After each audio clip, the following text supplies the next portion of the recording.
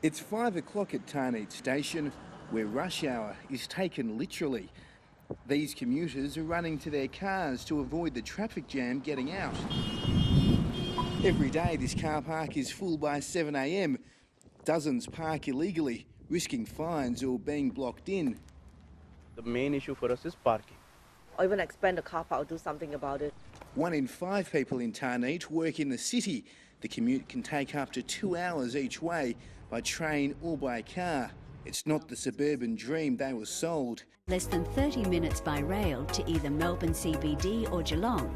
Tarniet cater for the... Come, I will show you what they promised us when we bought this land. Binod and Namrata Bahadur moved in 3 months ago and say the proposed Tarniet West train station has now disappeared from the developer's marketing material. We feel sort of cheated, you know. We bought this land on the promise that we will have a dedicated train station and a bus stop within 300 meters of this development. But looks like that was all a false promise. Future bus stops are marked out, but no buses ever stop there. The expectations we were given,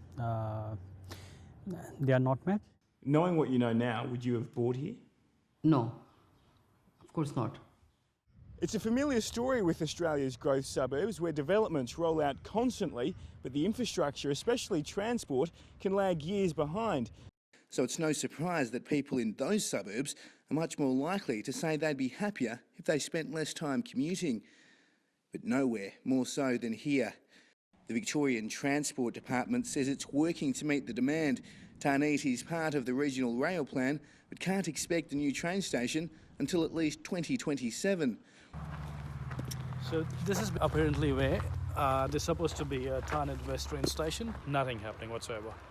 You know, it's actually becoming like a modern slum, if I may call it. You know, it's not now, but I actually personally believe it. You know, it can actually go into social isolation in 10 years' time if it's neglected like the way it is right now.